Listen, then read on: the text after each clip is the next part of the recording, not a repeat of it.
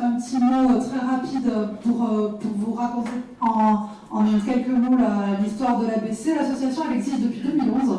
C'est en 2011 en fait qu'elle a été créée pour porter et développer la fameuse méthodologie du bilan carbone développée avant ça par Jean-Marc Jancovici pour le compte de l'ADEME. Et depuis, l'ABC n'a pas cessé de se développer, de diversifier ses projets, ses missions, son objet. Aujourd'hui, nous sommes donc 6 salariés à développer des projets qui sont tous, je dirais, destinés à promouvoir les solutions en faveur de la transition bas carbone. Donc 6 salariés qui travaillent pour le compte d'un conseil d'administration présidé par le député de la Meuse, Bertrand Pancher, qui est aussi secrétaire de la commission de développement durable et de l'aménagement du territoire à l'Assemblée nationale. Et donc on a un conseil d'administration autour de lui, particulièrement engagé, investi, et donc c'est une association qui fait beaucoup de choses. J'espère que cet événement de ce matin vous donnera envie d'aller regarder un petit peu sur notre site. D'une part, la composition de nos collèges, avec la présence de membres historiques dont vous voyez le logo ici, et puis surtout le grand nombre de projets sur lesquels on travaille, dont notamment évidemment l'historique méthodologie bilan carbone, mais aussi des projets un petit peu plus techniques, un petit peu plus dans la prospective, comme le panorama des outils qui existent dans le monde aujourd'hui en faveur de la transition, le guide des bonnes pratiques des territoires qu'on a publié l'année dernière, les projets à l'international Clean Food et ACT, qui sont des projets parfaitement enthousiasmants dont je pense que vous aurez plaisir à prendre connaissance. Mais voilà, je ne vais pas être plus disserte aujourd'hui sur les projets qu'on développe. Je vais laisser la parole du coup à Joël Ayatou pour la suite, pour présenter nos intervenants et ouvrir officiellement ce petit déjeuner thématique. Bonne matinée à tous. Merci Mélanie, bonjour à tous.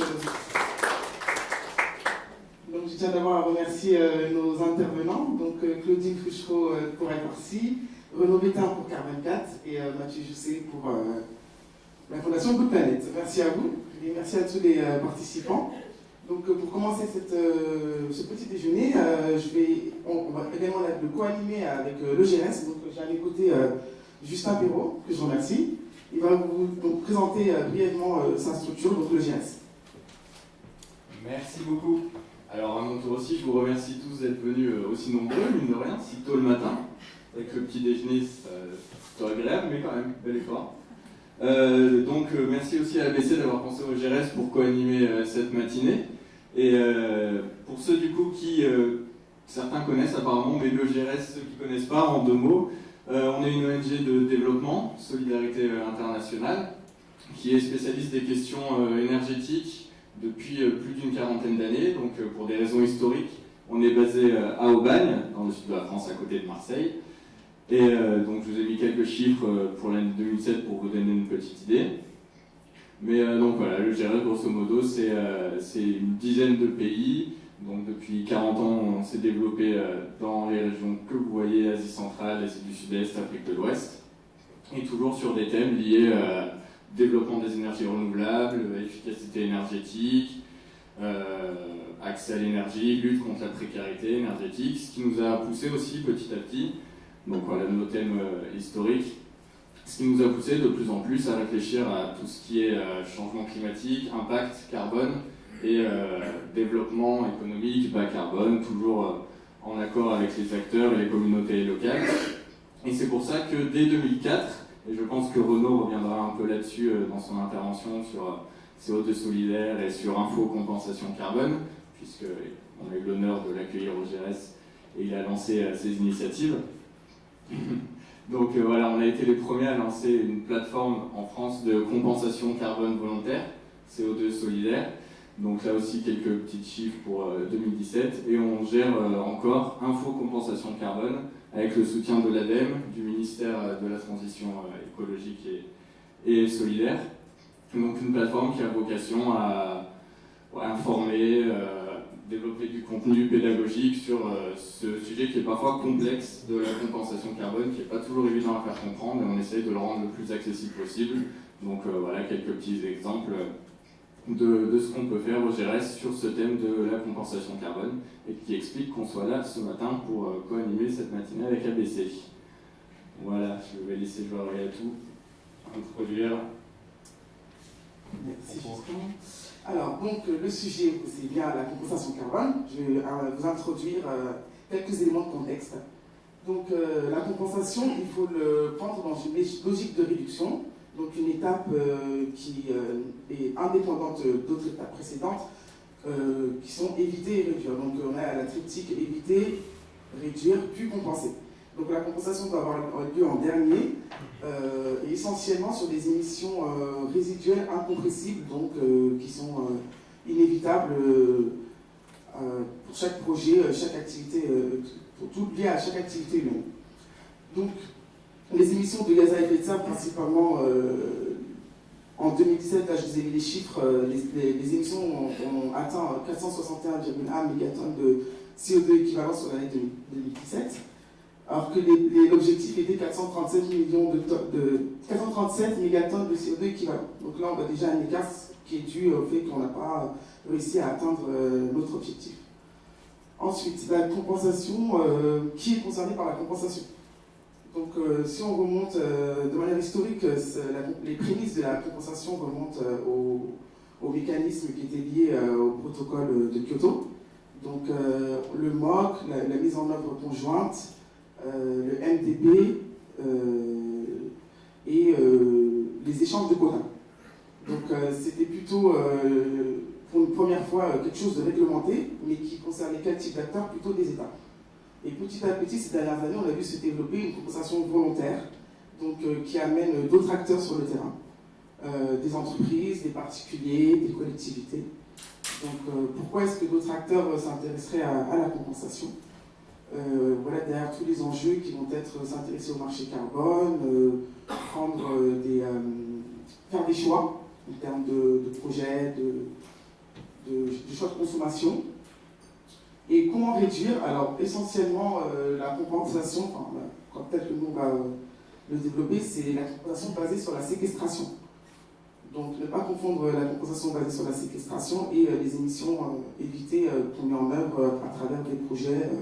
Un projet qui permet de réduire des émissions de gaz à effet de serre. Donc, quel est le rôle de cette compensation? Ça peut avoir un rôle majeur, notamment quand on regarde le nouveau plan climat de la France, qui a pour objectif de mener à la neutralité carbone en 2050.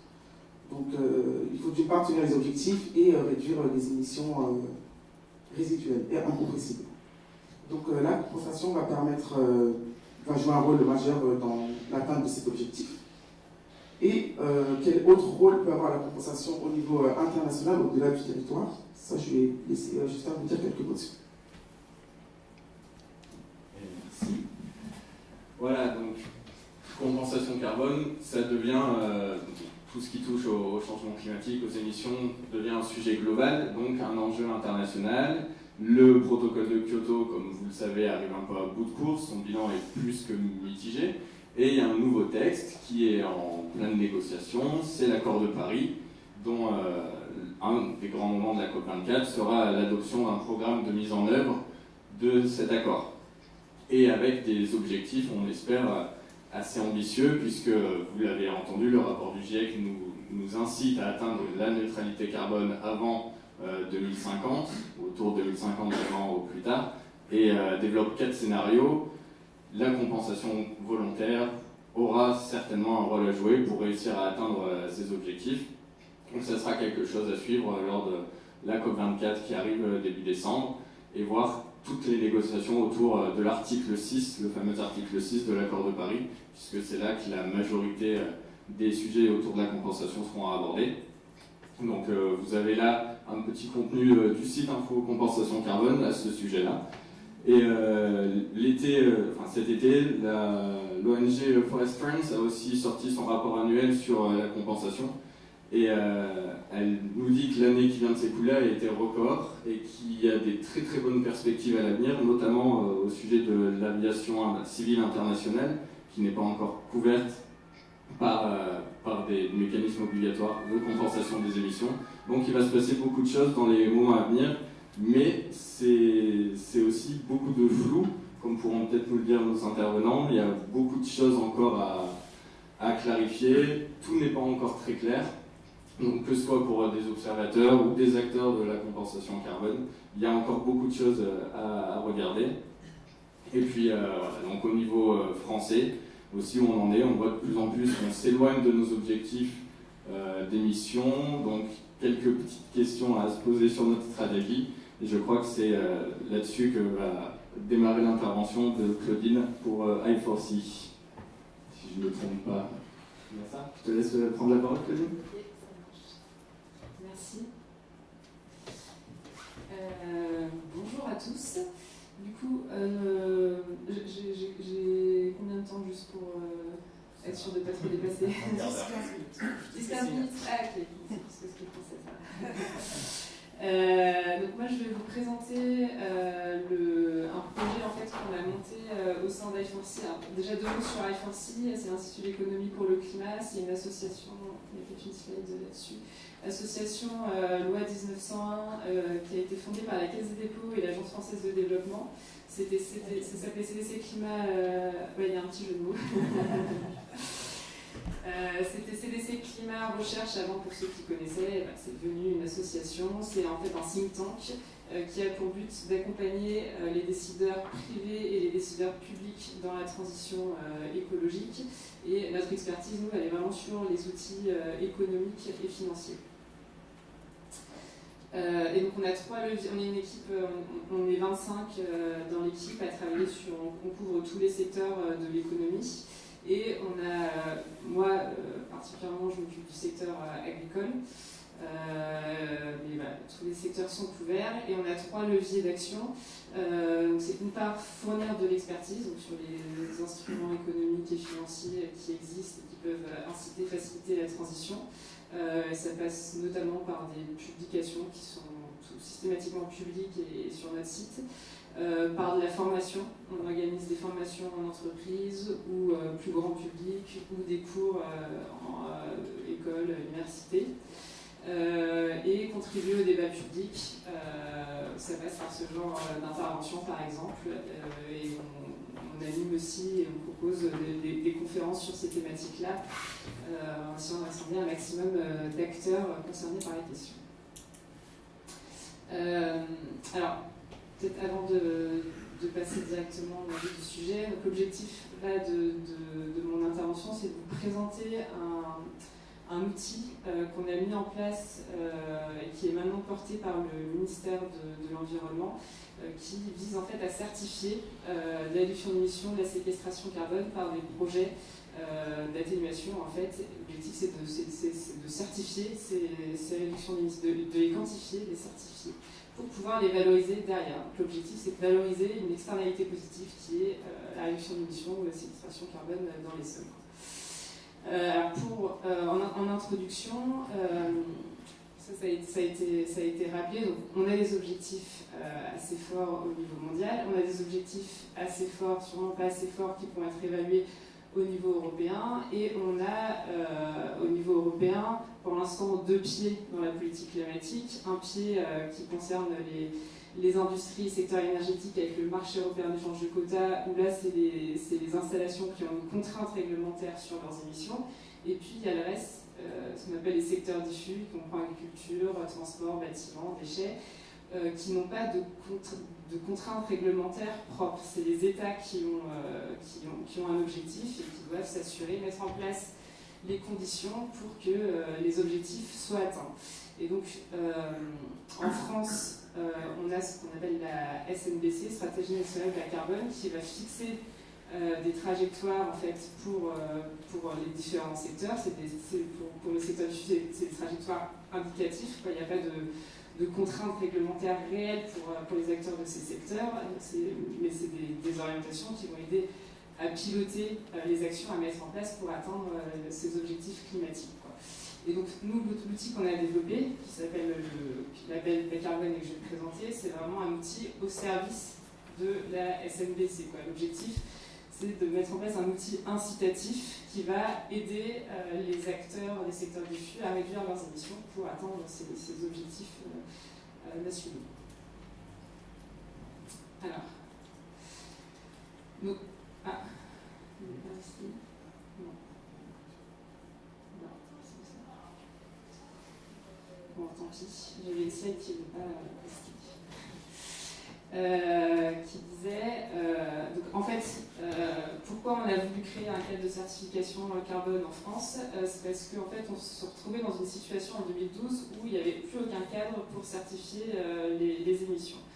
On a parlé des projets MOC et MDP, donc c'était les projets du protocole de Kyoto. En France, il y avait l'application, donc la MOC c'était pour les pays développés. En France, il y avait l'application de la MOC, ce qu'on appelait les projets domestiques. Il y avait un certain nombre de projets qui étaient certifiés, qui permettaient de générer des crédits carbone. Mais en 2012, la première phase du protocole de Kyoto était terminée et la seconde période n'a pas été n'est pas entrée en vigueur, en fait, ce qui a bloqué la possibilité de continuer ce type de projet. Et à côté de ça, on en a parlé aussi des labels volontaires qui ont émergé, mais pour tout un tas de raisons, ne se sont pas implantés pour des raisons un peu techniques. S'il y a des questions dessus, on pourra rentrer dans le sujet, mais peut-être pas nécessaire de l'aborder tout de suite. Mais en tout cas, pour tout un tas de raisons, ne se sont pas implantés en France et très peu dans les pays développés, quoi. Donc en fait, il n'y avait plus de cadre de certification en France. Et à côté de ça, il y avait d'une part des potentiels porteurs de projets, alors nous principalement ceux qui nous ont alertés sur leurs besoins, c'est plutôt des acteurs du secteur agricole et forestier qui voulaient mettre en place des projets, se les faire certifier, pouvoir valoriser économiquement leurs efforts volontaires en fait en termes d'atténuation et stockage carbone dans les sols. Et donc il n'y avait plus moyen de certifier. Et puis encore à côté, il y avait des entreprises qui compensaient leurs émissions et qui compensaient à l'international, du coup, vu qu'il n'y avait plus de cadre de certification en France, et qui, plus en plus, voulaient compenser ou financer des projets locaux, quoi, dans leur région, dans leur pays, en lien avec leurs activités. Et donc, du coup, tout cet écosystème faisait qu'on s'est dit, pourquoi pas créer un nouveau cadre de certification carbone pour relancer la machine, quoi. Donc c'est comme ça qu'avec le MTES, le ministère de l'Environnement, on a créé le label Bas Carbone, qui est le nouveau cadre de certification français et qui est vraiment porté par le ministère. Donc son fonctionnement, pour aller, parce que je ne vais pas rentrer dans les détails de quelles sont les grandes règles, le cahier des charges de ce label, mais ce qu'il faut savoir, c'est qu'il y a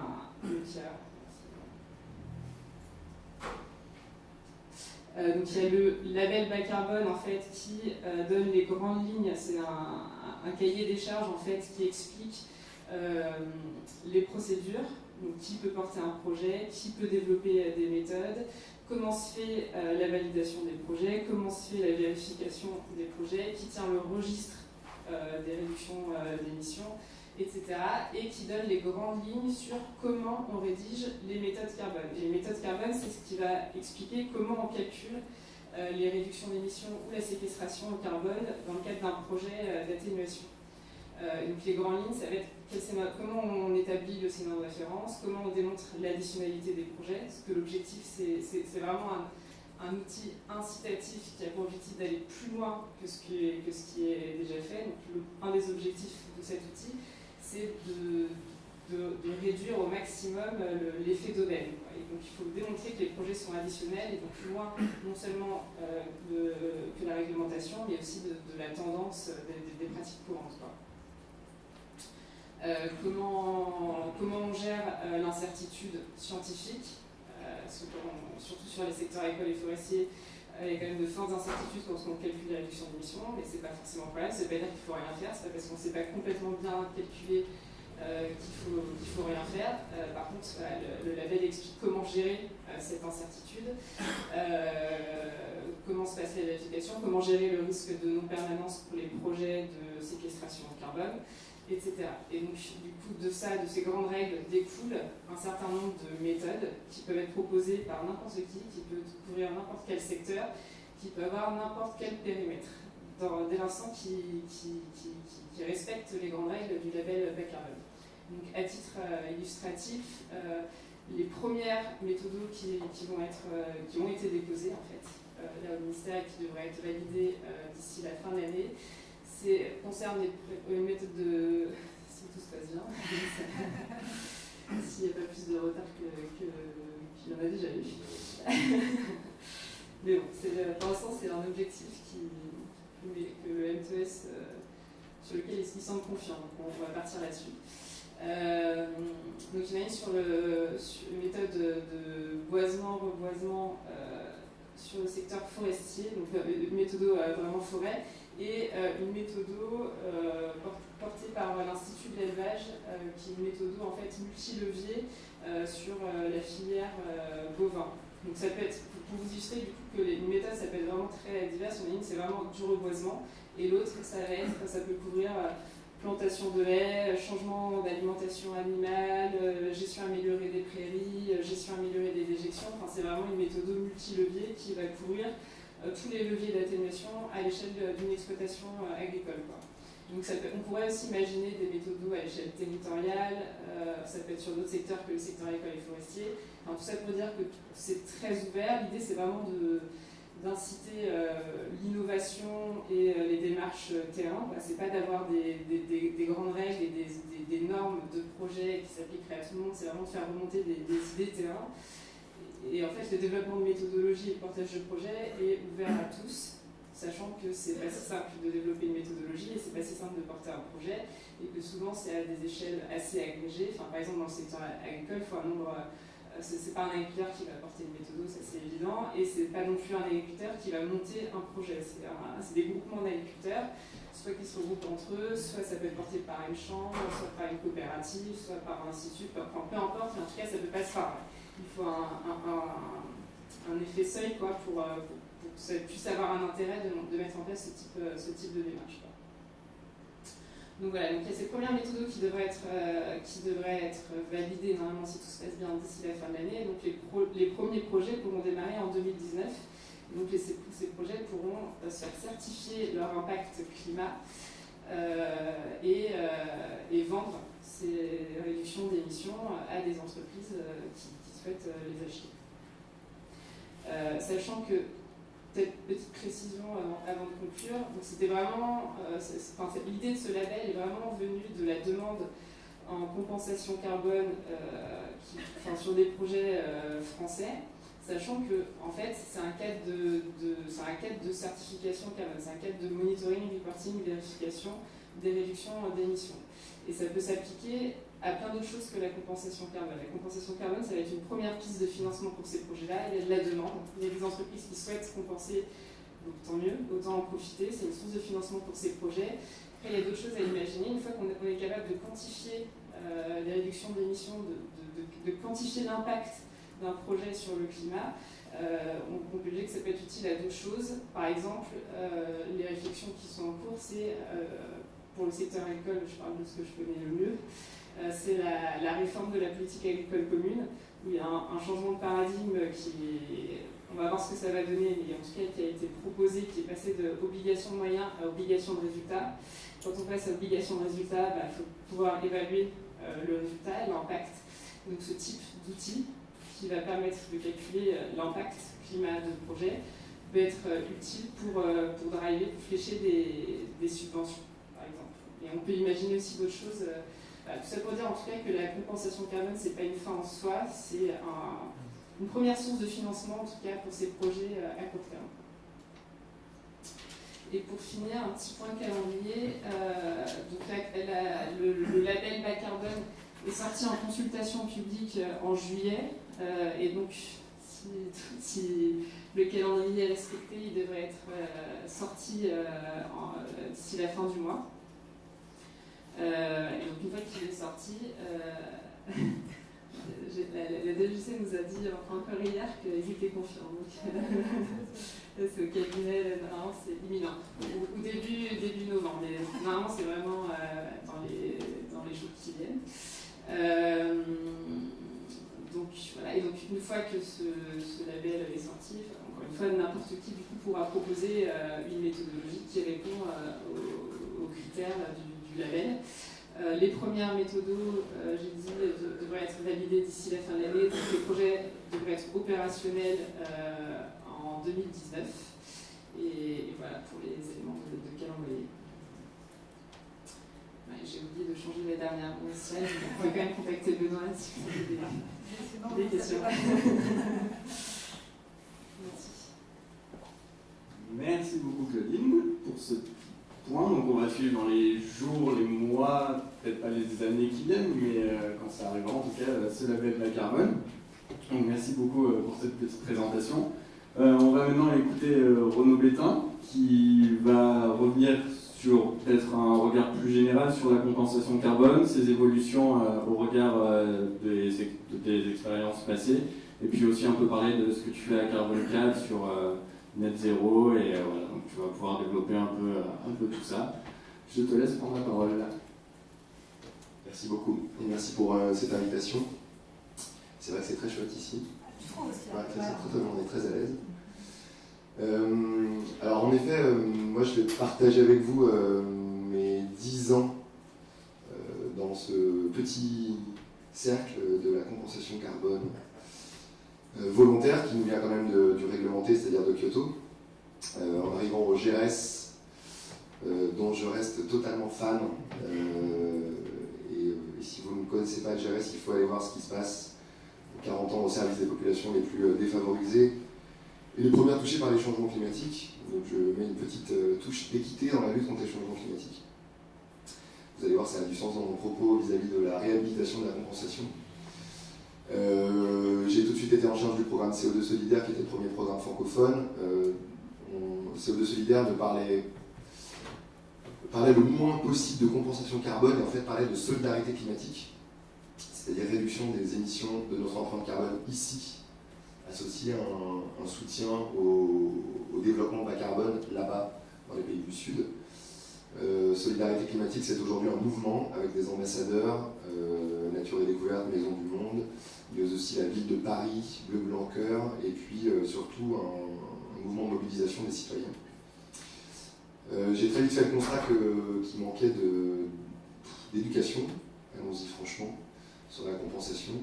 Et donc on a proposé la création d'Info Compensation Carbone qui a été soutenue par l'ADEME et la DGEC. Donc Info CC qui continue aujourd'hui et qui ne vend pas de crédit carbone, voilà, qui renseigne gratuitement. C'est un espèce d'espace info-énergie, vous savez, de la compensation.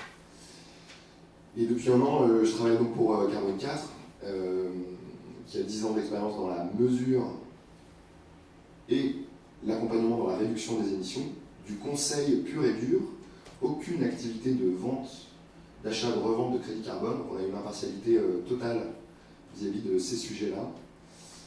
Et donc on fait du conseil, on accompagne des territoires.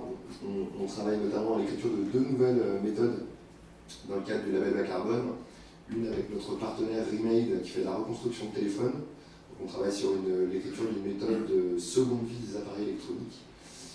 Il y a un vrai gros sujet, je vous renvoie vers le rapport du Shift sur la sobriété numérique. Pour l'instant, le numérique ne sert pas la lutte contre le changement climatique. Ce n'est pas le cas. Donc le sujet de la seconde vie est important. Et on travaille aussi avec le territoire de La Rochelle sur la création d'un agrégateur local de projets de compensation, c'est-à-dire un petit marché local du carbone. Vraiment circonscrit à l'échelle d'un territoire. Ça peut être une ville comme bien Paris prévoit justement cette plateforme de compensation parisienne. Célia Bloel en parlait encore hier dans Libération. Et donc La Rochelle est en train de le sortir à l'échelle de la communauté d'Aglo. Donc voilà, on a cette activité-là. Et surtout, Net Zero Initiative, Carbone 4 est spécialisé dans la création de méthodologies et dans la rigueur et l'exigence vis-à-vis de la lutte contre le changement climatique. Et le deal avec Jean-Marc Jancovici et Alain Grandjean, c'était que je rentre chez Carbone 4 pour développer cette nouvelle méthode qui a vocation à tout remettre à plat. Voilà, ça fait 20 ans en fait qu'on fait un petit peu ce qu'on veut. Je me suis noté ça, en fait, il ne faut pas oublier que la compensation, ça nous vient de Kyoto. Donc, comme tu l'as très bien rappelé, avec la mise en œuvre conjointe et le MDP, c'est-à-dire les crédits carbone de compensation, qui avait vocation à l'origine à compenser un dépassement de l'objectif de réduction d'émissions, c'est-à-dire en aucun cas une neutralité. D'accord ? Les crédits de compensation servaient à se remettre en conformité avec le plafond qu'on fixait à ce moment. Donc en fait, Kyoto ne nous parlait pas du tout de neutralité. Mais les entreprises qui n'étaient pas sous contrainte de Kyoto se sont dit fantastique. Donc si je peux compenser, autant aller jusqu'à zéro. Et donc la neutralité et l'utilisation de la compensation telle qu'on la connaît, telle que tout le monde la connaît aujourd'hui, elle nous vient surtout du marché volontaire et de l'utilisation volontaire de ces crédits de carbone-là par les entreprises. Ça fait une vingtaine d'années. Les premiers, c'est AES Corp, une entreprise allemande d'électrification qui plantait des arbres en Tanzanie. Et ça a continué. Et très vite, et à raison, les ONG ont critiqué cet affichage, en fait, cet abus de langage, cet abus de communication de la neutralité. Et donc du zéro. Et donc ça a créé, et je peux en témoigner parce que j'ai encore aujourd'hui des échanges avec des entreprises, ça a créé du rejet viscéral de la compensation. Donc le GRS a essayé de défendre ça en disant que c'était d'abord des soutiens à des projets dans les pays du Sud qui avaient besoin des projets qui ne renforçaient pas les changements climatiques, mais qui surtout permettaient à des populations d'accéder à des besoins essentiels. C'est le cœur. On s'en fout d'aller réduire une tonne de CO2 au Cambodge, en Afghanistan ou au Mali. Très franchement, on s'en fout. Ces gens-là, ils ont besoin d'émettre plus. Je fais exprès d'être un peu provocant, mais ils ont besoin d'émettre plus. Voilà. Donc c'est pas le sujet. Le sujet, c'est de soutenir ces projets. Donc on en est là aujourd'hui. On en est à des entreprises qui disent « Ah non, pas question que je mette de l'argent dans les projets de compensation ». La première des choses, je commence par la fin, c'est peut-être que le terme de compensation devrait disparaître. Totalement. La compensation, c'est l'annulation d'une mauvaise action. On émet tous du carbone, il faut le réduire, c'est comme ça, c'est la vie. Mais on a aussi un devoir, nous, pays riches, et nous, ici, riches, de soutenir des projets de développement bas carbone au sud et de soutenir l'atteinte de cette neutralité du territoire français. Donc le territoire français, il doit être neutre en 2050. On doit émettre 60 millions de tonnes, donc tout est à zéro à peu près sur le transport, le bâtiment et l'énergie, puisque tout est électrique. Et l'électricité sera renouvelable. Voilà. Et donc il nous reste un peu d'émissions, notamment sur l'agriculture, sur les procédés industriels et un peu du CO2 de process. Ça fait 60 millions de tonnes. Le territoire français capte 60 millions de tonnes, ça fait zéro. Donc en fait, la compensation, c'est d'abord de la séquestration. Ce qui est intéressant, c'est qu'en fait, je commence par la fin, c'est bien. En fait, il faut effectivement distinguer séquestration et financement d'émissions évitées. La vraie neutralité et la vraie compensation, c'est la séquestration des émissions. Donc l'absorption, la nouvelle extraction. Vous savez, en fait, depuis des dizaines d'années, on extrait du sol une énergie fossile. Maintenant, il va falloir extraire du carbone de l'atmosphère. Pour ça, on a des choses très simples, reforestation, reboisement, replantation sur les zones côtières de mangroves, le sol par de nouvelles pratiques agricoles. Et donc ça, c'est la vraie compensation aujourd'hui.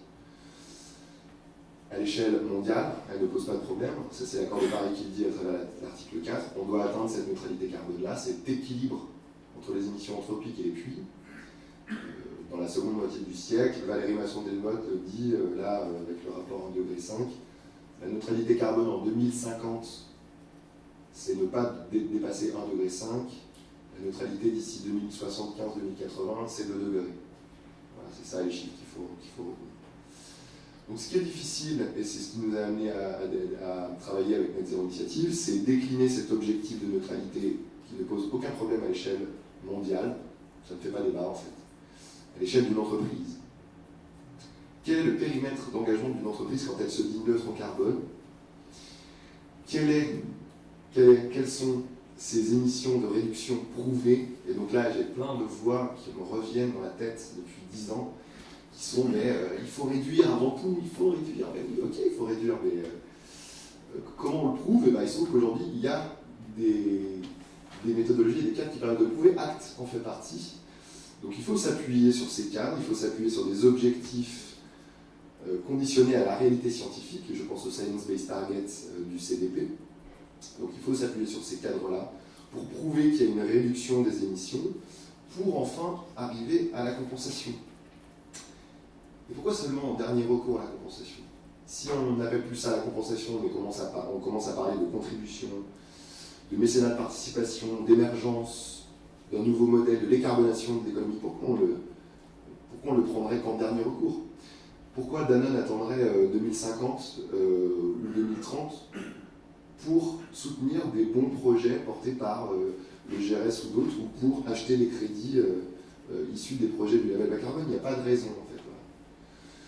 Donc tout ça pour dire qu'il faut tout remettre à plat. Donc la question du périmètre d'engagement d'une entreprise, la question de la réduction effective des émissions de CO2, de ses propres émissions de CO2, et la question de l'utilisation de la compensation. C'est ce qu'on fait avec Net Zero Initiative. Donc il y a une dizaine d'entreprises qui nous suivent, des Orange, RATP, Engie, EDF, L'Oréal, Remail qui est présent dans la salle.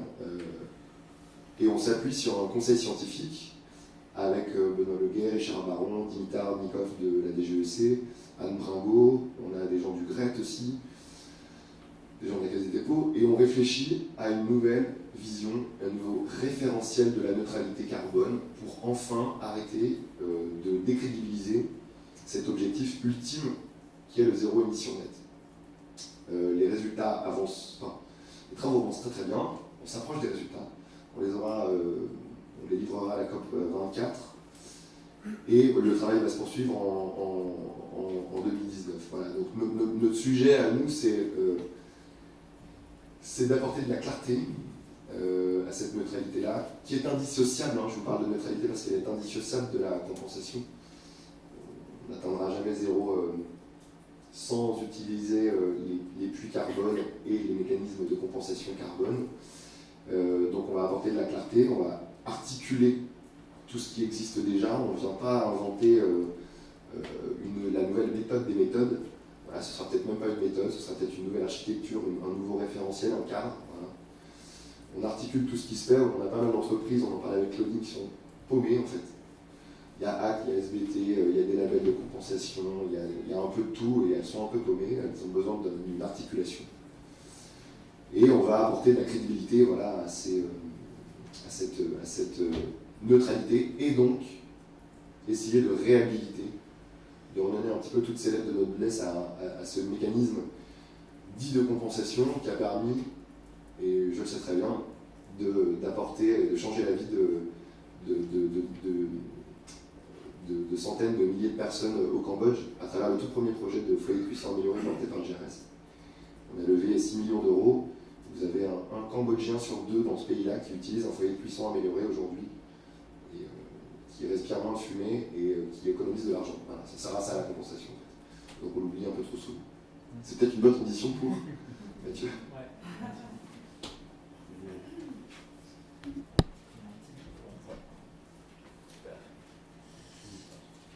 Merci. Bonjour à tous, ravi d'être là avec vous aujourd'hui, d'apporter en fin de panel une vision qui va un peu dans le sens de ce que Renaud disait sur les projets sur lesquels on travaille. Fondation Goodman d'être là aujourd'hui, moi je vais plutôt vous parler de notre rôle à la fois d'opérateur et de développeur de projets, opérateur carbone et développeur de projets, puis aussi parler effectivement de, je pense, la nécessité qu'on puisse travailler ensemble sur effectivement une harmonisation de ces règles de compensation carbone. Je pense qu'il y a une vraie nécessité aujourd'hui, de par l'urgence et la neutralité climatique nécessaire à 2050, d'avancer avec un cadre qui soit structurant pour tous. Fondation Good Planet, on a été créé par Yann Arthus Bertrand en 2003, d'abord sous forme associative, donc on a un acteur non-profit, et sous forme de fondation à partir de 2009. Cette fondation a été avant tout créée pour donc, lutter contre le changement climatique à travers 2 principaux leviers. Un levier d'action, dont je vais vous parler juste après, action dans la mesure, la réduction et la compensation carbone de l'empreinte environnementale, où là on travaille avec collectivités, entreprises et société civile. Et puis également un axe sensibilisation, qui est un axe qui est totalement complémentaire de l'axe action sur le terrain et action avec les entreprises et les collectivités, puisqu'on travaille avec les personnes de 7 à 77 ans, à travers plusieurs modules, notamment le domaine de Longchamp. On accueille à peu près 200 000 personnes par an sur un site qui se trouve dans le Bois de Boulogne. On accueille 9000 élèves groupes scolaires et également le grand public sur une programmation annuelle, donc toute l'année, enfin, de mars à décembre, sur les thématiques de protection de l'environnement et de protection des populations les plus vulnérables. Et également, on a des programmes pédagogiques qui découlent des films de Gérard Bertrand, plus un média Good Planet Info qui diffuse de la news tous les jours sur les grandes activités environnementales. Alors, sur le programme de terrain qui s'appelle Action Carbone Solidaire, qui porte en lui ces trois valeurs, notre vision sur ce programme-là, donc, qui a été créé en 2006, c'est de rendre les communautés vulnérables, donc à savoir qu'on travaille tant dans une optique de travailler sur la partie rurale, donc le milieu rural et aussi le milieu urbain, plus résilientes face au changement climatique, par leur développement éco-responsable et économiquement viable. Donc on a, à travers cette vision-là, le souhait de travailler dans des approches souvent territoriales avec les populations aujourd'hui les plus vulnérables sur 5 axes. 5 axes qui sont dans une approche holistique avec les communautés. Travailler sur des actions d'atténuation et d'adaptation, à la fois sur l'amélioration des puits de carbone et également sur la réduction des émissions anthropiques. Donc on travaille sur les questions d'agroforesterie, notamment en France, mais aussi on travaille en Afrique, on travaille également en Amérique latine sur ces questions. La construction d'écoles bioclimatiques dans des régions isolées, notamment au Maroc et en Inde dans le Ladakh. Et puis également la protection de la biodiversité marine, terrestre et côtière, à travers des projets de restauration de mangroves, des projets également de cohabitation humain-faune sauvage, au Botswana avec les éléphants, et également des projets de restauration des forêts dans certaines régions, notamment très à Madagascar. Donc ces 3 principaux axes, on travaille dans une logique de mécénat avec des collectivités mais aussi des entreprises. Et les 2 derniers axes que je vais vous développer plus précisément concernent la compensation carbone volontaire, axe à l'énergie et valorisation de l'ordre ménagère. Pourquoi ces 2 axes-là en compensation carbone volontaire? Parce que c'est des axes qui permettent de travailler sur énormément d'objectifs de développement durable. L'axe à l'énergie, quand on parle de changer le moyen de cuisson d'une famille, on touche à 15 objectifs du développement durable sur les 17, tant de manière directe qu'indirecte. Et on est vraiment sur des changements territoriaux et des changements à l'échelle du foyer. Donc je vais vous décrire ça juste après. Et valorisation d'ordures ménagères, on travaille également donc, sur 5 pays, mais aujourd'hui en compensation carbone il y en a 3, le Togo, le Cameroun et Madagascar. Comment est-ce qu'on travaille? Notre modèle opérationnel, on a un peu cette typicité avec d'autres acteurs, mais en tout cas on travaille à la fois avec des ONG qui sont nos partenaires opérationnels. Donc on est partenaire opérationnel et financier d'ONG locales ou d'entreprises sociales. Donc c'est-à-dire qu'on intervient avec elles à la fois en valorisant les crédits carbone, donc les VER qui sont émis par les projets, et puis également en tant que partenaire opérationnel de ces ONG, à la fois dans la gestion de la procédure d'enregistrement carbone, parce que ces projets de compensation carbone, pour qu'ils puissent rouler, il faut toute une méthodologie un peu contraignante, avec notamment le Gold Standard ou un autre label qui s'appelle Vera. Et donc, toute la partie carbone, on a cette expertise en interne, et puis également toute une partie sur le montage, le suivi du projet, tant d'un point de vue financier et technique, et puis des activités de mécénat de compétences très ciblées sur les projets, que ce soit dans la mise en place des conditions santé-sécurité sur les projets, que ce soit sur la création d'applications mobiles, bref, on va aller chercher cette expertise-là auprès de notre réseau de partenaires. Voilà, donc ça c'est sur le cadre un peu global de notre action. Aujourd'hui, on a sur les projets plus de 150 000 bénéficiaires depuis maintenant notre création. On envisage de doubler ce nombre de bénéficiaires à 300 000 d'ici les 3 prochaines années.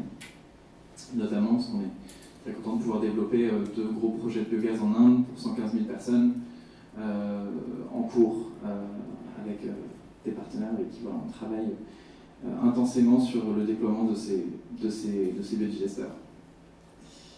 Alors, un focus sur certains de nos projets. Donc, je vais commencer par les projets de valorisation d'ordures ménagères. À chaque fois, les projets que je vais vous présenter sont des projets certifiés Gold Standard ou Verra, qui sont les deux plus importants, mais qui nécessitent derrière, pour que ces projets puissent être enregistrés, que ces projets puissent générer des crédits tous les ans. Il y a un travail d'audit, un travail d'enregistrement extrêmement lourd, qui parfois d'ailleurs est dommageable, parce que certains petits projets ne peuvent pas assumer le coût de cette certification. Mais on est vraiment aujourd'hui sur une exigence dans le développement de projets qui nécessite une labellisation pointue, donc Gold Standard for Global Goals.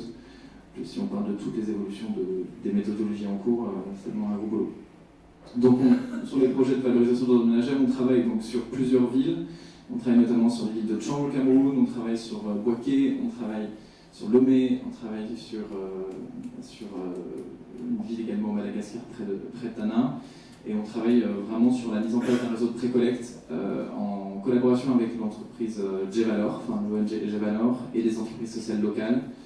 Donc dans la mise en place d'un réseau de pré-collecte sur ces villes, et un investissement dans des unités de recyclage, en grande partie sur de la valorisation d'ordures ménagères organiques, pour réduire en fait les émissions de méthane issues de la décomposition des déchets organiques. Donc à travers ce projet, on est sur la réduction de ces émissions à peu près de 52 000 tonnes de déchets, enfin en tout cas 50 000 tonnes de déchets et 6 000 tonnes de compost qui sont valorisés de ces déchets, parce qu'on travaille après sur la production de compost pour l'agriculture qui se trouve en périphérie des villes, et ça représente à peu près 41 000 tonnes équivalent de CO2 évitées par ce projet, 60 emplois créés. Et là-dessus, effectivement, il y a ce projet, l'idée c'est qu'on puisse être en développement de nouvelles unités de compostage et du renforcement des réseaux de pré-collecte dans ces villes. Donc voilà, je vais vous faire quelques petits focus sur certains projets pour vous montrer à quoi ça peut ressembler. Autre projet, donc les projets de biogaz. On travaille dans plusieurs régions de l'Inde sur le biogaz, à savoir que la problématique principale sur laquelle on travaille, c'est l'émission de fumée à cause de la biomasse utilisée pour cuire les aliments. À peu près 50% de la population mondiale utilise toujours de la biomasse pour cuire ses aliments. 4 millions de morts, selon l'OMS en 2012, provoqués par la pollution de l'air intérieur. Donc c'est vraiment un fléau majeur qui est toujours persistant, même s'il tend à s'améliorer, mais on reste toujours sur un phénomène vraiment problématique. Et lutter contre ce fléau, ça peut se faire par la mise en place de moyens de cuisson économes. Donc ça passe, comme le disait Renaud, ça peut être sur des cuissons améliorées, à travers du cuiseur amélioré, mais ça peut être aussi à travers de la cuisson solaire, ça peut être à travers du biogaz. L'idée étant de réduire la consommation de bois pour réduire la pression sur les forêts, puisque en Inde, un foyer utilise 4 tonnes de bois par an pour cuire ses aliments et chauffer l'eau sanitaire pour l'hygiène. Donc on est vraiment sur aujourd'hui un impact majeur des populations sur les forêts. Les zones sur lesquelles on travaille sur le Karnataka, on travaille sur le Telangana et on travaille sur le Madhya Pradesh, notamment des zones tribales proches de zones forestières qui gagnent entre 400 et 600 euros par an. On est vraiment sur aujourd'hui des foyers ruraux qui sont vraiment en situation de vulnérabilité parce qu'elles sont en précarité énergétique. Pour vous donner rapidement un étendu des impacts de ce type de projet, tant environnemental, on réduit la pression sur les forêts, mais également sanitaire parce qu'on réduit la pollution de l'air intérieur, également on réduit l'utilisation d'intrants chimiques, puisque le biogaz crée du digestat, qui est donc du lisier fermenté, qui est après utilisé dans l'agriculture. Et puis également socio-économique, puisque ça permet d'économiser 5% de revenus en moyenne par an. On est sur effectivement un volume de 40 000 roupies par an en moyenne pour un foyer. Ça permet de faire à peu près 2500 roupies d'économies par an grâce aux économies sur le combustible et également sur les engrais chimiques. Voilà, donc ça permet effectivement aussi d'autonomiser les femmes qui sont généralement en charge de la corvée de bois. Donc vous voyez, petit à petit, on a quand même pas mal d'objectifs de développement durable qui sont atteint, ou en tout cas auquel on contribue à travers ce type de projet. Troisième type de projet que je voulais vous présenter, c'est sur la cuisson solaire. On intervient au Pérou et en Bolivie avec l'ONG Bolivian Institut de Soleil qui fait un travail magnifique avec une expertise sur les moyens de cuisson assez génial. On travaille là sur cette région-là, dans l'altiplano, dans lequel au final peu de solutions de cuisson économe existent, puisqu'on considère qu'on est sur des territoires où on utilise beaucoup de gaz à proximité des villes. Il y a des grosses subventions de GPL dans l'altiplano, notamment au Pérou. Et donc ce projet a pour but d'autonomiser en fait les familles dans la construction de moyens économes, c'est-à-dire que c'est elles-mêmes qui construisent des cuiseurs solaires avec des stages de formation qui sont donc ensuite indépendants dans la maintenance de ce type d'outils. Et en fait, ça ne fonctionne qu'avec l'énergie solaire, c'est-à-dire qu'il n'y a pas besoin de combustible supplémentaire, il n'y a pas besoin de préparation au jour le jour pour cuire, il suffit juste d'attendre en fait, que le soleil rayonne sur cette parabole et qui en fait monte en température. Et ça a des impacts vraiment formidables tant dans les zones périurbaines que dans les zones rurales. Donc on a travaillé depuis plus de 10 ans avec Bolivian Institut de Soleil, plus de 10 500 cuiseurs ont été diffusés, 540 stages de formation et vraiment 50% d'économie de combustible pour ces familles-là, et 52 000 tonnes de CO2 évitées. À peu près aujourd'hui sur le programme Action Carbone Solidaire, on est sur plus de 220 000 tonnes de CO2 évitées. Donc effectivement il y a cette question de tonnes évitées, mais il y a aussi cette question d'impact de co-bénéfice au niveau local. Dont parlait Renaud, vraiment l'importance aujourd'hui de notre engagement, elle est avec une seule boussole, c'est d'avoir le plus d'impact sur les populations, tant d'un point de vue économique que d'un point de vue également environnemental et social. Donc voilà, c'était un peu mon point de vue, et pour également rebondir sur ce que disait Renaud, je pense que la compensation carbone volontaire, avoir aujourd'hui un label, avoir aujourd'hui une méthode qui permette d'aider aussi les opérateurs de compensation carbone, parce que la difficulté d'être opérateur de compensation carbone et développeur de compensation carbone, de projet, c'est d'avoir une vision 360. Quand on développe un partenariat avec un partenaire entreprise, donc comment est-ce que la compensation carbone est faite, que sur le terrain, quels sont les impacts à éviter et les impacts sur lesquels il faut se concentrer. Et donc cette vision 360, on a aujourd'hui besoin non seulement qu'elle soit cadrée, mais aussi que l'État mette le nez dedans. C'est-à-dire, combien est-ce qu'un crédit carbone coûte? Parce qu'il y a aussi un impératif que les projets puissent se rémunérer. Aujourd'hui, les crédits à 50 centimes, à 1 euro, c'est pas ça qui développe des projets. Et également, quel est le pourcentage qui est aujourd'hui alloué au projet par rapport à de l'argent que peuvent toucher des intermédiaires. Donc je trouve que, voilà, des questions aussi réglementaires, c'est pas parce que c'est volontaire que ça peut pas être régulé. Et aujourd'hui, il y a un vrai manque de cadre, et c'est pour ça que des initiatives comme celle-ci, comme Net Zero Initiative, ou même le label bas carbone sur la France, sont des initiatives qu'on salue et qu'on soutient. Merci. Et merci beaucoup Mathieu. Du coup, merci à tous les trois. Je crois qu'on a eu 3 regards qui sont différents sur les problématiques de la compensation, mais qui restent quand même très très complémentaires. Et surtout, si on ne sait pas exactement de quoi l'avenir va être fait sur ces sujets-là, au moins on voit qu'il y a des acteurs qui continuent à bien se bouger, parce que ce qu'on sait, c'est qu'il y a quand même une sacrée urgence à bien agir. Donc voilà, on peut agir même si on ne sait pas exactement quel cadre international ça va prendre, qu'est-ce que ça va donner dans les grandes négociations. Donc on a 2 outils, plusieurs projets qui sont quand même très intéressants. Et puis Camille, ici présent, reviendra dans quelques instants sur les 3 interventions, nous fera une petite synthèse. En attendant, voir si vous avez peut-être des questions, des points à éclaircir, quoi que ce soit. On a un petit peu de temps pour revenir sur des points peut-être qui n'ont pas été très précis. Donc n'hésitez pas. Voilà. Allez-y. Micro ou pas micro aussi Non, enfin, je pense que voilà. Sinon, je vais passer au conseil.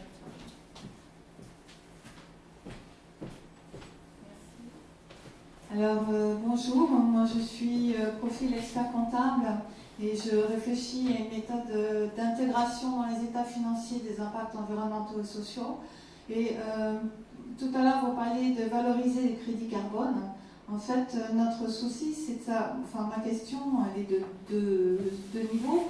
Le premier, c'est est-ce que la compensation, on peut vraiment la mesurer et vraiment l'utiliser en disant ben voilà, ça va venir en compensation, en diminution des émissions qu'on ne peut vraiment pas éviter. Est-ce que on peut vraiment le calculer?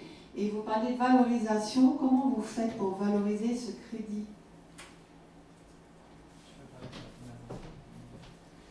Ouais. En fait, ça fait écho à l'avis. En fait, vous avez pléthore de rapports sur la neutralité qui sont sortis depuis le début de l'année. Ça va du rapport des mines jusqu'au... Ecoact a sorti quelque chose de très intéressant sur l'analyse et le décryptage de la neutralité. Le constat en fait, qu'on partage. Et ça fait écho à l'avis du CESE sur comment les TPE et les PME intègrent la neutralité dans leur stratégie. Et elle évoque justement la comptabilité carbone. Et il commence à y avoir des avancées là-dessus. Je pense qu'il y a tout un champ en fait, à ouvrir d'une part, et d'autre part, il y a de la formation des comptables à cette comptabilité carbone-là pour qu'elle soit pas mise de côté en fait. Et nous on commence à le voir, d'ailleurs je ferai un parallèle avec ce qu'on voit au sein des entreprises. Ce qui est en train de changer pour nous, Carbone 4, c'est qu'on ne discute plus qu'avec le développement durable, la RSE et la stratégie climat. On commence à discuter avec la stratégie et la finance. Et en fait, ça prouve qu'il se passe quelque chose. Donc je pense que vous êtes une clé de l'intégration de ces enjeux-là, bien au-delà enfin, c'est un peu réducteur de limiter ça au développement durable. Ça peut être réducteur d'avoir un ministère de l'écologie. Peut-être que tout le monde devrait s'en saisir au sein du gouvernement, par exemple.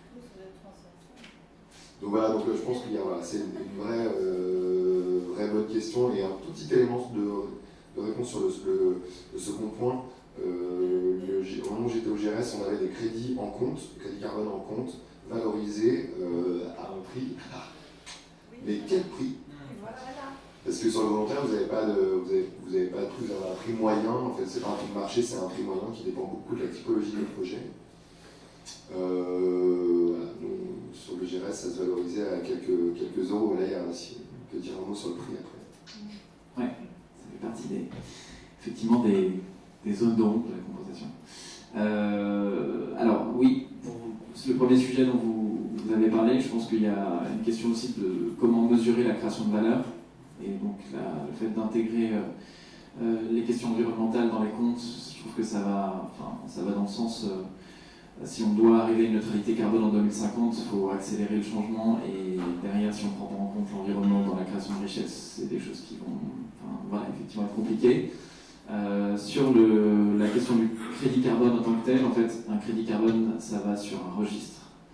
Ce registre, donc, c'est ça qui va servir après à valoriser, donc c'est-à-dire c'est de soit transférer en fait un crédit d'un compte à un autre, à un registre B de son client ou de son partenaire, soit on le dépositionne, on le supprime de son registre quand on fait un certificat de compensation carbone, parce que toutes les entreprises ou organisations qui font de la compensation n'ont pas forcément de registre. Donc en fait, le valoriser, c'est de pouvoir transférer un crédit carbone à une entreprise X ou une collectivité. Sur le prix, on est sur un marché de partie à partie, donc le prix s'établit en fonction de à la fois le projet, donc quel est le coût de mon projet, quel est le pourcentage financé par la compensation carbone, quel est le pourcentage qui est financé par d'autres moyens financiers comme du mécénat ou ça peut être pour faire de l'investissement. Quel est le rôle aussi de l'opérateur, parce que parfois il y a un intermédiaire qui ponctionne quelque chose, donc ça rajoute quelque chose au prix, et puis aussi quel est le coût de la labellisation. C'est-à-dire qu'il y a quand même plusieurs facteurs qui expliquent derrière le coût d'un crédit, qui fait qu'un crédit aujourd'hui mesuré, Info Compensation Carbone nous précisait que c'était entre 4 et 6 euros, à peu près aujourd'hui sur le coût moyen en France. Bon, après il y a des crédits qui se vendent plus cher. Nous, sur les crédits sur lesquels, ce qu'on appelle des projets en portefeuille, où on est aujourd'hui à 20 euros. On est à 20 euros sur un crédit qui fait que la majorité de l'argent revient aux acteurs terrain. On est à plus de 70% qui vont aux ONG, le reste c'est pour rémunérer la gestion de projet de Good Planet sur le projet et financer notamment l'émission terrain, ce genre de choses. Donc il y a vraiment cette nécessité également d'avoir tant une exigence dans le coût du crédit et quand on est dans une phase de négociation, de pouvoir obtenir l'argent que le projet a besoin pour se développer, mais également de pouvoir avoir derrière des garanties de succès en termes de pourcentage qui revient au projet. Je pense que c'est deux choses qui sont également importantes dans le prix et la vertu d'un crédit carbone. Si vous avez 100 000 tonnes aujourd'hui disponibles en registre, est-ce qu'ils apparaissent sur vos comptes valorisés à X euros la tonne? Aujourd'hui, tu es sur la quantité, oui, uniquement, mais tu n'as pas le coût qui est public.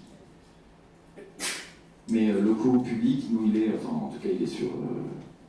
précisé, il est public quand on nous le demande, c'est pas de souci. En tout cas sur le portefeuille, sur le registre portefeuille. Alors, ça prouve qu'il y a ça prouve que chacun fait ce qu'il veut, puisque le GRS, nous, à une époque, on avait 300 à 400 000 tonnes qui ont été achetées depuis, et on les a valorisées au prix de vente de l'année dernière, donc ça apparaissait en compte. Donc le GRS était riche. Virtuellement. Je vais me permettre juste de compléter avec un point. Je pense quand même que la tendance, et là les experts comptables ont vraiment très intérêt à se tenir au courant, elle va aller vers une normalisation justement de ce prix du carbone. On sait, on attend, mais on connaît déjà un petit peu les résultats de la révision des travaux du comité de révision de la stratégie nationale bas carbone. On parle quand même de 900 € la tonne en 2050. Moi, quand j'ai vu ça à l'hôtel de Roquelaure en juillet, je me suis dit, les gars, il faut commencer demain, parce que 900 € en 2050, on est loin, quoi. On parle du CO2 ou du carbone? Là, on parle du CO2, en effet. Mais je corrèle, moi, les tangentes, je pense vraiment qu'il y a des experts comptables, d'ailleurs, qui travaillent là-dessus. Vous avez notamment, par exemple, Auré, à laquelle l'association Bilan Carbone adhère, qui travaille sur la comptabilité en triple capital, et je pense que vous connaissez un peu, je vois que vous voyez de quoi je parle. AgroParisTech est en train de créer une chaire sur la comptabilité écologique aussi, c'est en train de se structurer. Mais je pense que ce sera intéressant en effet de suivre ces mouvements-là très bientôt. Et juste sur la valorisation, pour compléter, parce que c'était pour la compensation carbone.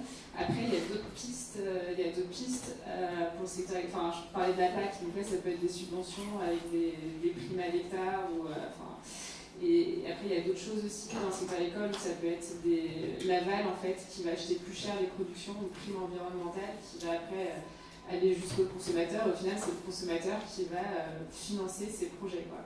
Donc, voilà, il y a plus la compensation carbone, c'est une façon de les valoriser, mais il y a vraiment d'autres façons de valoriser. Il y a les primes environnementales et des choses qu'on connaît déjà, et puis il y a sûrement aussi d'autres choses à imaginer et à développer, quoi.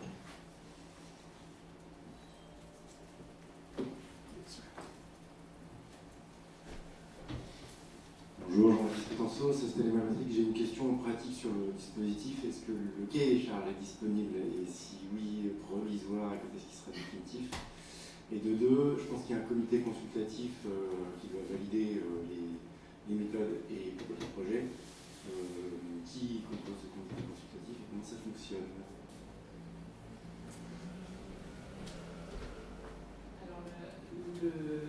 Le cahier des charges, la version qui a été soumise à consultation publique est consultable sur le site du ministère. Par contre, la nouvelle version suite à l'intégration des commentaires, pour l'instant, n'est pas sortie. Même moi, je ne sais pas ce que le ministère a fait comme changement. Et donc c'est ça qui devrait sortir incessamment sous peu. Sur le comité consultatif, ils sont en train de le constituer. Donc je n'ai pas non plus la liste exacte, mais ça figurera dans le décret, quoi. Donc, et puis il peut grossir au fur et à mesure, sachant que il sera aussi assez flexible en fonction des secteurs et des questions posées, quoi. Enfin, le comité consultatif a priori sera potentiellement assez large et après une partie sera piochée en fonction des besoins, quoi.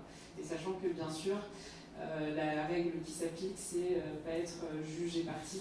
Par exemple, FRC par exemple fera partie du comité consultatif Et bien sûr, les méthodologies qu'on a accompagnées, on n'aura plus mot à dire quels sont nos processus de validation. Encore une question?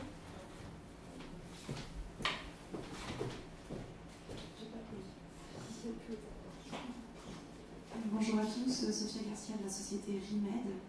Pour information, nous reconstruisons les smartphones dans la baie du Mont-Saint-Michel.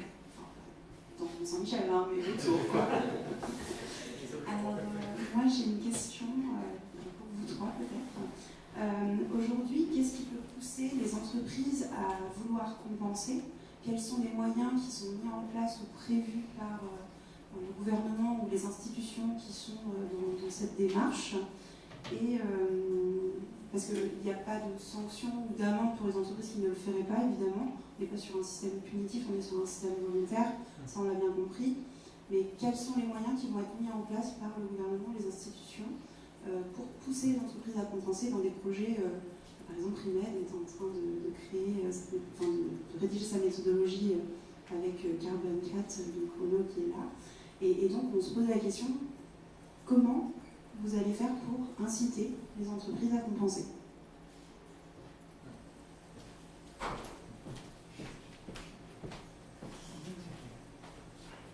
C'est une bonne question. C'est l'enjeu principal en fait, qui va financer derrière. Alors il y a d'une part vraiment ce qui est de l'ordre du volontaire, et là on voit qu'il y a la demande, nous en tout cas, je pense qu'on n'est pas les seuls à être de plus en plus sollicités par les entreprises qui veulent compenser. Je pense que l'accord de Paris, chaque entreprise met en place ses politiques climatiques, ses objectifs, et dans ce cadre-là, il y a un volet compensation bien souvent, et ces démarches-là sont de plus en plus courantes en fait. On sent qu'il y a une croissance de la demande en crédit carbone, mais ça c'est purement volontaire. Après, sur les incitations ou un volet plus réglementaire, pour l'instant il n'y a rien de très concret qui est prévu. Mais à FNC, on a fait une étude avec France Bois Forêt en fait, sur des outils, utiliser la fiscalité en fait. Il y a un certain nombre de secteurs qui est exonéré de la contribution climat-énergie, qui est peut-être, est-ce qu'ils doivent être exonérés à vie, et est-ce qu'une solution ne pourrait pas être de les exonérer, mais en contrepartie devoir compenser leurs émissions, et financer du coup la réduction d'émissions sur le territoire. Donc ça, il y a une étude qui est sortie là, qui est sur notre site. C'est de l'ordre de la proposition, pour l'instant il n'y a rien qui est fait, mais c'est le genre de choses peut-être qu'il faudrait essayer de pousser un peu. Alors, je pense que sur la question de la régulation et du cadre légal, je prends même l'exemple du bilan carbone, cet exercice qui est aujourd'hui le plus connu quand on parle pour les entreprises, article 25-75 du Grenelle 2, c'est une obligation de moyens. Donc déjà, si on n'applique pas le plan d'action à la fin du bilan carbone, il n'y a pas de souci. Donc déjà, je pense que la compensation carbone, mesurer, réduire, compenser, déjà on va au-delà même de ce que la loi prévoit. Donc je pense qu'il y a une question d'ambition aussi dans le cadrage et un vrai courage politique qui est nécessaire pour dire aux entreprises, vous n'avez pas juste uniquement besoin de faire cet exercice, mais le plan d'action doit être impliqué. Donc on parle même déjà de la question de la mesure et la réduction, sans même parler déjà de la compensation, qu'au niveau légal, il y a une exigence dans l'application en fait de ce que ce qui est proposé dans le cadre d'un bilan carbone. Donc je pense que oui, déjà il faut bien cadrer ces deux choses-là avant de parler de cette compensation.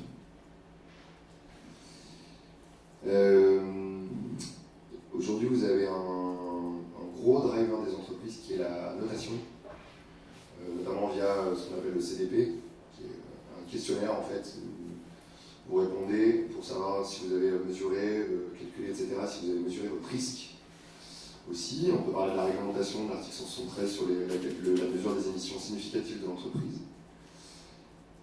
Et Carbon 4 le fait aussi avec une base de données. Ça, c'est le CDP, la note que vous avez, ce qu'on appelle la A-list du CDP, c'est-à-dire les meilleures entreprises. Les investisseurs s'appuient sur ces notes-là pour investir dans les boîtes. Donc en fait, il ne faut pas se leurrer, quoi. L'entreprise, elle n'existe pas pour sauver le monde. Et donc, elle cherche des investisseurs. Donc les leaders, les entreprises leaders d'aujourd'hui et de demain sont celles qui montreront patte blanche, transparence totale sur où elles en sont aujourd'hui et où elles vont demain. Donc ça passe par des outils comme le CDP. Net Zero Initiative a vocation, je pense, un peu en tout cas la méthode là qu'on est en train de développer, à normaliser tout ça. Et donc, en fait, une entreprise qui ne sera pas... Nous, ce qu'on souhaite, c'est que demain, Microsoft croise Engie à l'autre bout du monde et lui dise « Ah, mais tu n'utilises pas la méthode Net Zero, mais comment tu fais ? Qui te finance ? C'est pas possible. » Parce que du coup, c'est de l'autodéclaration, donc c'est vide.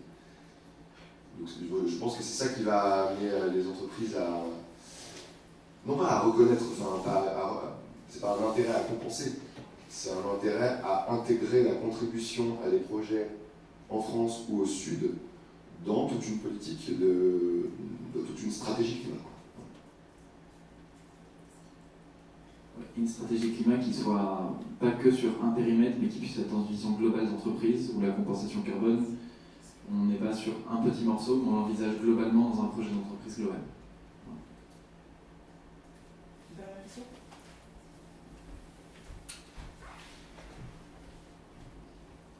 Bonjour, alors moi je suis actué de Cédologique, donc on vient de Belgique, donc ça m'intéresse aussi d'avoir ce discours. Non, c'est pas grave, ça arrive. Non, ce qui m'intéresse, c'est qu'en fait on a beaucoup parlé de réglementation française, puis après finalement dans la manière de valoriser, on a parlé du CDP qui n'est pas du tout franco-français, SBT non plus. Et donc moi ce qui m'intéresserait, c'est de savoir toutes ces initiatives-là, est-ce qu'il y a un début de coordination un peu plus que franco-français au niveau européen, ou est-ce que pour l'instant on en est vraiment à zéro et la France, peut-être comme le bilan carbone, ne va pas réussir forcément à déployer ça au-delà du périmètre français, ce qui serait dommage.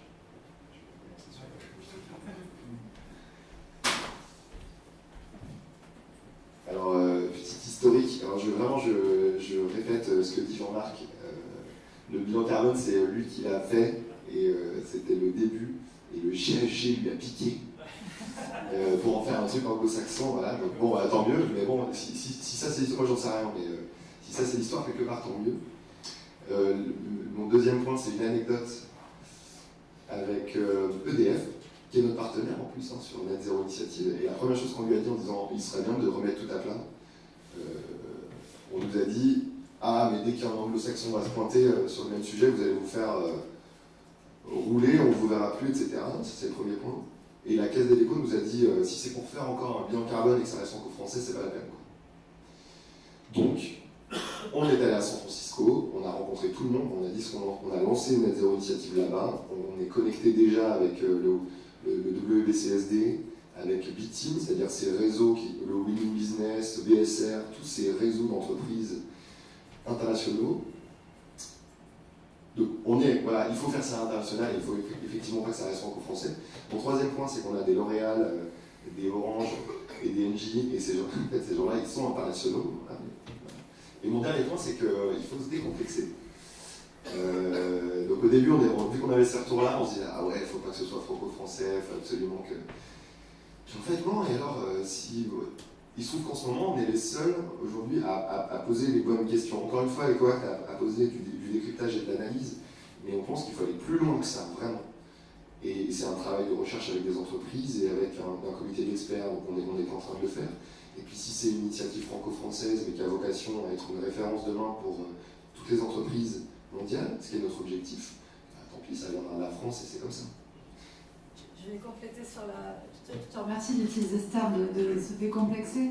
Moi, quand j'ai pris la direction de l'association Bilan Carbone, j'ai découvert que les méthodologies françaises d'évaluation des gaz à effet de serre, elles étaient en fait très reconnues à l'étranger. On est très fort pour s'auto-flageller, c'est surtout tout naze ce qu'on fait à la France. Mais en fait, non, dehors, ils trouvent que c'est vachement bien ce qu'on fait. Et alors, en particulier, déjà à l'échelle européenne, pour vraiment à l'échelle européenne, l'ABC fait partie d'un projet qui s'appelle Clean Foot. Et Clean Foot, concrètement, c'est du transfert de compétences, c'est de la coopération européenne pour aider nos voisins à s'équiper de politiques publiques aussi performantes que les nôtres. Finalement, on n'est pas si mal vu à côté quand même. Et j'ajoute à ça que le CDP, par exemple, s'intéresse de très près et a étudié de très près les tableurs de bilan carbone, parce que le GHG protocole a une force de frappe qui est ce qu'elle est, mais il faut savoir que techniquement, elle est beaucoup moins avancée que la méthodologie du bilan carbone. Donc j'adore ton mot, si tu es d'accord, je vais peut-être le reprendre. Je le réutiliserai, je t'enverrai quelques petits messages de royalties à chaque fois que je le replacerai. Mais ouais, clairement, la France a une vraie expertise là-dessus. Et nous, c'est pour ça qu'on participe au projet ACT, parce que ACT, c'est un projet vraiment où, tu en as parlé aussi, Renaud, je vous invite vraiment à suivre qu'est-ce qui va se passer avec ACT, parce que ACT, c'est une ambition vraiment high level, quoi. Concrètement, il n'y a pas de gouvernance mondiale en matière d'évaluation et de maîtrise des émissions de gaz à effet de serre. ACT ne propose rien moins que de devenir la norme internationale transfrontalière pour permettre à des entreprises justement d'attirer les investisseurs à eux. C'est-à-dire qu'aujourd'hui, un investisseur, s'il veut savoir si ça vaut le coup de mettre 3 cacahuètes dans une boîte, il va chercher une notation Moody's ou une notation Standard & Poor's.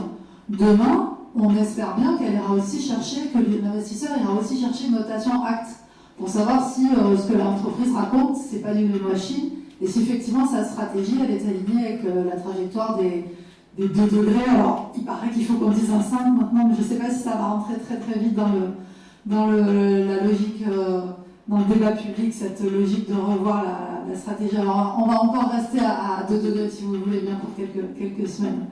Voilà.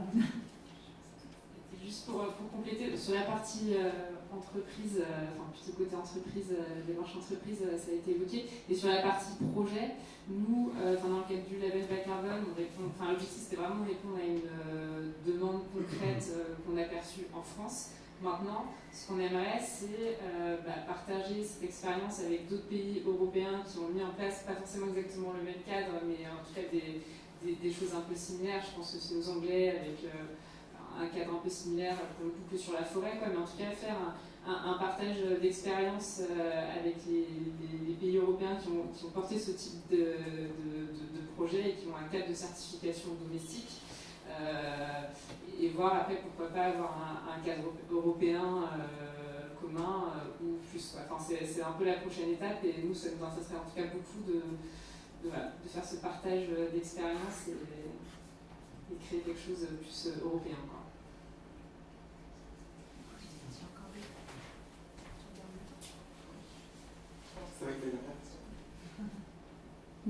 Sarah Catherine Total.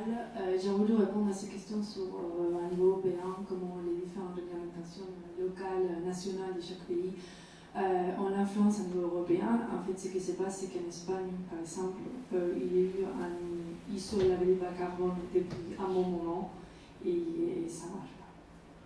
Voilà, c'est super cher. Les entreprises ne préfèrent pas passer par la labellisation parce que c'est 4 fois plus cher les crédits carbone. En fait, donc du coup, à la fin, ils préfèrent dire bon, on va faire quelque chose de bon pour l'écologie, l'environnement, on va planter des arbres, on va faire ça et ça, mais on ne préfère pas avoir un certificat qui nous dise qu'on a fait de la compensation parce que c'est super cher. C'est pour cette raison que ça ne marche pas, c'est parce que c'est cher. C'est très cher. Donc voilà, ça c'est par exemple un retour à l'Espagne. Et ce qu'il faut se poser la question, c'est qu'est-ce que vont devenir ces marchés nationaux des certifications volontaires des crédits carbone au sein de la communauté européenne et au sein aussi d'un niveau mondial post-2020 aussi. Est-ce qu'on va arriver vraiment à faire quelque chose à niveau mondial pour les crédits carbone? C'est ça la question qu'on doit se poser. Parce que je dis, beaucoup de clients demandent l'aspect local pour le crédit carbone et on n'est pas capable de répondre. Et c'est ça une question que les entreprises se posent beaucoup. Parce que si une entreprise, si un client demande un aspect local et une certification, ça veut dire que l'entreprise doit payer le double des prix. Un certificat international pour obtenir le certificat de crédit carbone et aussi un projet national à côté de chez lui pour montrer à ses clients qu'il est en train de faire quelque chose à côté. Donc c'est très cher aux entreprises. Et ça stoppe énormément les entreprises de faire des choses. Sur les projets en Espagne, c'est ça? Pour l'Espagne et la France. Hein. Moi, j'ai retrouvé ça en France. Il y a beaucoup de clients qui nous demandent de faire des projets locaux et si tu leur dis oui, mais ça, c'est pas vraiment de la compensation parce qu'il ne peut pas y avoir un certificat derrière, donc ça les stoppe. Ils les évitent, il faut quand même, si on veut vraiment afficher OCDP, etc., et faire une communication dès qu'on compense nos émissions de CO2, il faut faire à l'international, mais on se retrouve que nos clients nous demandent un aspect local aussi, donc voilà, les coûts ils tombent. En fait, si on arrête de penser compensation et si on commence à penser émission évitée, ça change un peu la donne. EPE, avec qui on était hier, a fait un guide sur les émissions évitées. En fait, le constat était drôle, c'était que si on met toutes les boîtes françaises qui comptabilisent elles-mêmes dans leur coin leurs émissions évitées, la France était déjà neutre. Donc la certification de la compensation, elle a beaucoup bloqué, c'est extrêmement cher, vraiment c'est très très cher. C'est cher et ça prend du temps. Le label bas carbone, il a vocation à alléger déjà cette certification et faire en sorte que ce soit moins cher et moins long. Si on sort de cet aspect certification, mais qu'on simplement on a un référentiel commun de comptabilisation des émissions évitées, c'est peut-être une avancée. Ça, ce serait mon premier point, ça peut peut-être nous aider. Et mon deuxième point, c'est l'article 6 de Paris. C'est-à-dire qu'en fait, on a des objectifs aujourd'hui au travers des NDC, et on change par rapport à le logiciel Kyoto, il est out. Et sur Paris, aujourd'hui, on a l'Espagne, la France, enfin l'Europe, en tout cas, qui ont des objectifs, et les entreprises, pas seulement les entreprises d'ailleurs, mais on va pouvoir, nous, être amenés à contribuer à l'atteinte de nos objectifs dans les NDC, qui ne sont pas suffisants. Je rappelle qu'on va vers 3 degrés, 3 degrés 5, qui somment tous ces NDC. C'est-à-dire qu'il y a atteindre cet objectif, et il y a une additionnalité qui sera l'ambition, c'est-à-dire comment on fait pour aller encore plus loin. D'ailleurs, c'est le sujet de 2020, de la COP de 2020, c'est-à-dire comment on rehausse ces ambitions-là. Donc peut-être qu'il faut moins de certification, mais on est obligé quand même d'avoir un référentiel commun pour normer simplement le calcul, voilà, sans passer par 150 000 € d'accès à la certification. Juste pour compléter, c'est sûr que le coût, c'est problématique. Et comme disait Renaud, en tout cas, notre driver, quand on a rédigé le label, c'était vraiment de voir comment alléger au maximum les coûts. Alors, il y a des mécanismes qui ont été mis en place. L'idée, c'est pas forcément faire le truc le plus parfait en termes de quantification avec des coûts de MRV démesurés. C'est qu'il y ait des projets qui se mettent en place et qui soient crédibles, qui soient reconnus. Après, ça n'empêche pas, effectivement, là, actuellement en France, il y a des entreprises qui financent des projets, alors qui ne peuvent pas appeler ça de la compensation. Après, la question, c'est qu'est-ce qu'ils financent? Est-ce que ça a un réel impact environnemental, ces projets? De combien ça a permis de stocker? Est-ce qu'il n'y a pas d'effet d'aubaine? Tout ça, c'est aussi les subventions PAC, par exemple, dans ces écoles. Oui, il y a déjà des financements pour des projets a priori vertueux. Par contre, le constat, c'est que en fait, ce n'est pas des projets additionnels, ce n'est pas des projets qui permettent vraiment d'aller plus loin que ce qui était fait avant, qui ne sont pas forcément tellement suivis dans le temps, donc on ne sait pas en fait ce qui se passe. Donc pourquoi pas financer ce projet-là? Dans le lot, il y a des très beaux projets, et puis il y en a qui sont beaucoup moins bien. Et donc l'intérêt de la certification, c'est vraiment de garantir la qualité des projets. Et l'objectif, c'est vraiment de réduire au maximum les coûts, mais ça apporte une garantie. Après, il y a des entreprises qui s'en fichent un peu de ce côté certification et veulent affichent juste le financement d'un projet qui a l'air a priori assez sexy, Et par contre, il y a pas mal d'entreprises quand même qui nous disent qu'il faut passer par un cadre de certification. En plus, le fait que ce soit porté par l'État, c'est encore mieux parce que c'est plutôt souvent les grosses entreprises qui ont des enjeux de communication assez forts, qui savent qu'elles sont regardées par toutes les ONG, qu'elles ne peuvent pas faire n'importe quoi, elles ont des comptes à rendre. Et pour elles, c'est vraiment important d'avoir un cadre de certification reconnu et porté par le ministère, c'est encore mieux. Donc merci, on arrive au bout du temps imparti. Je vous invite à écouter maintenant une courte synthèse qui va être faite par Camille André du GIACS.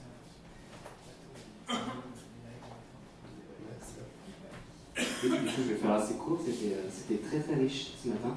Merci beaucoup pour ça. Du coup, ça n'a pas été évident de résumer tout ça en 5 minutes, mais on va tenter le coup.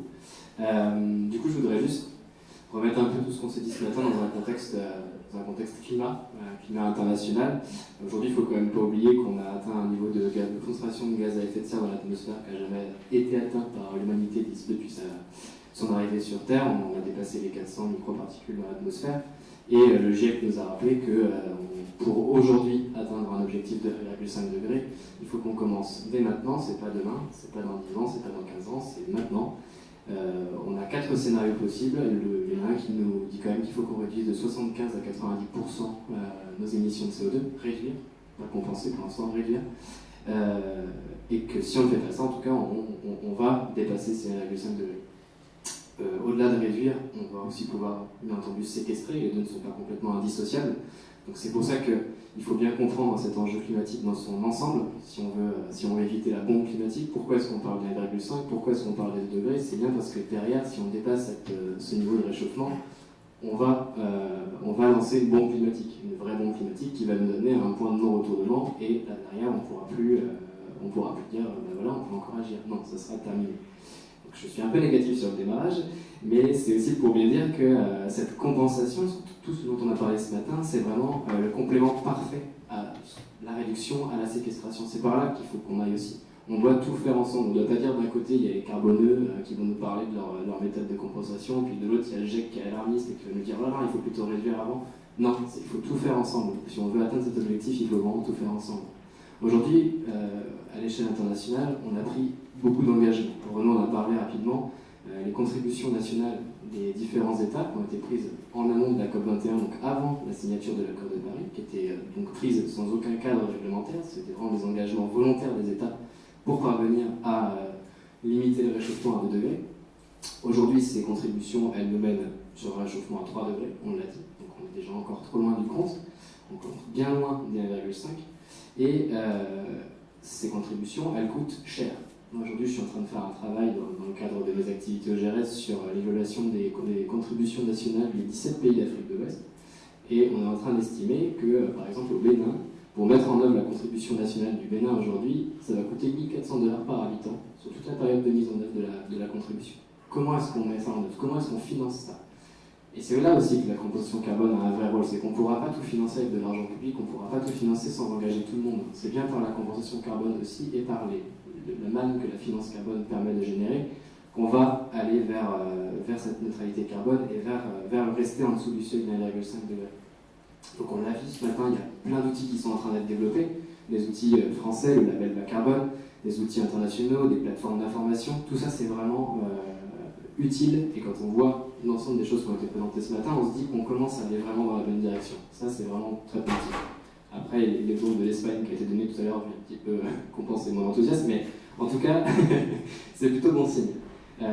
Et derrière, on a une autre dimension ce matin qui moi, me semble très importante, cette dimension de solidarité. C'est-à-dire que, en fait, on parle aujourd'hui de compensation carbone et on a vraiment de gros exemples de projets concrets qui ont été mis en œuvre à travers ces mécanismes-là.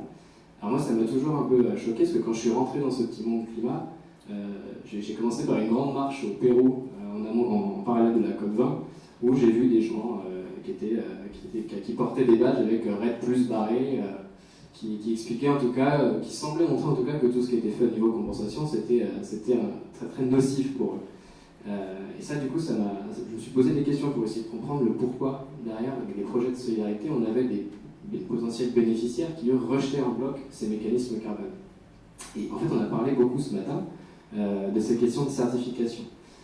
Comme dit Yoda, j'aime bien citer Maître Yoda, l'échec est notre meilleur professeur. Et je suis assez d'accord sur ce point-là en fait. Il y a eu beaucoup de projets qui ont été menés dans le cadre des grands mécanismes internationaux, Kyoto, les mécanismes de développement propre ou le RED+, qui ont été conduits, qui étaient un peu des projets qu'on pouvait qualifier de projets cow-boy. Il y a beaucoup d'entreprises qui ont vu ça comme une machine à cash, d'ailleurs je continue de polluer, et puis derrière je vais aller replanter 3 arbres en Amazonie, et puis hop, ça sera réglé.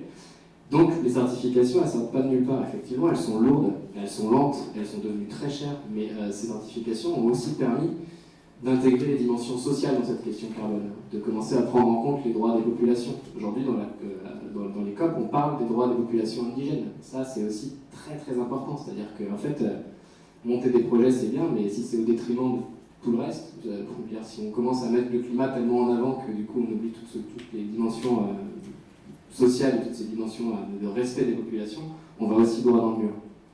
Et là, il y a le projet du barrage Inga 3 qui est en train de se finaliser potentiellement au Congo.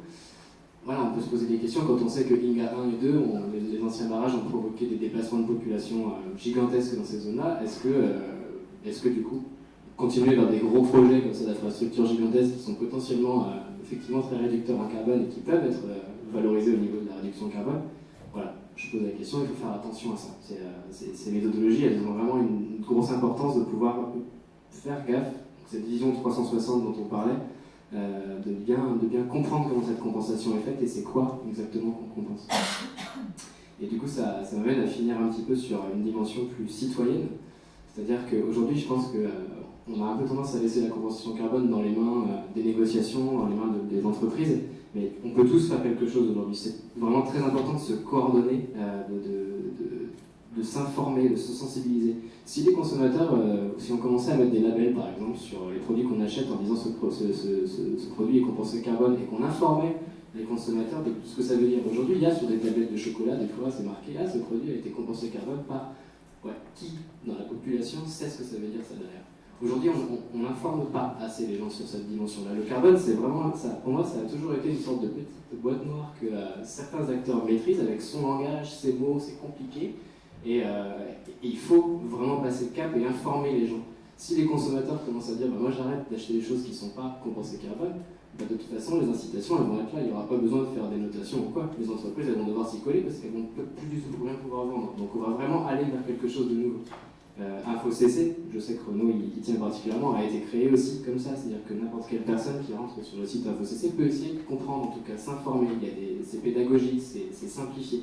Et du coup, c'est plus une petite initiative, il faudrait vraiment mettre ça beaucoup plus haut. Et ça, pour moi, c'est vraiment ce sur quoi je voulais terminer. Et du coup, je voulais terminer sur cette citation de, pas Yodas aussi, mais d'Arundhati Roy, qui disait qu'on ne fera pas un monde différent avec des gens indifférents.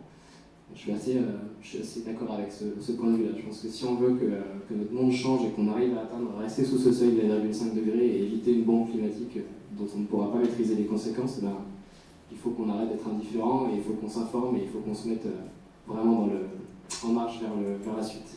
Voilà.